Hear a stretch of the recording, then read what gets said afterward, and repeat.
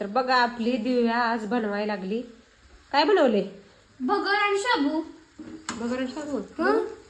पण भगर अशी का केली? तुला सांगितलं होती पाणी कमी होत. हे सगळे चिकलावणीच करून ठेवली तू. चिकलावणी?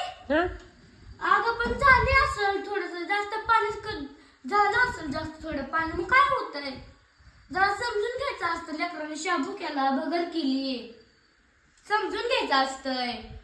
अशी कशी आहेस ग तू? असं कसं? उलटून लेकरांनी एवढं सगळं केलंय म्हणल्यावर आईने तिचं कौतुक करायला पाहिजे.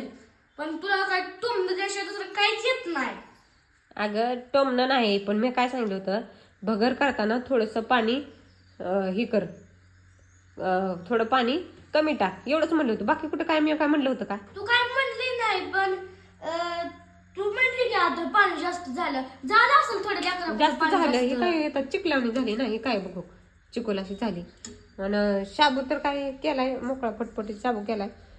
झालं असेल थोडस कौतुक करायशिवाय कौतुक करत तुमच मारती. असं नाही लेकराला जरा माया करावी काय करावी दुसरं काय येत नाही तुमनं मारल्याशिवाय. आता काय करती उद्यापासून मी काहीच करत नाही. तुला जसं करायचं तसं कर. पाणी कमी वर चपातीला तेल जास्त लाव काय करायचं ते कर. मी उद्यापासून काहीच करत नाही. काहीच करत नाही. जा आपलं तू राहू दे.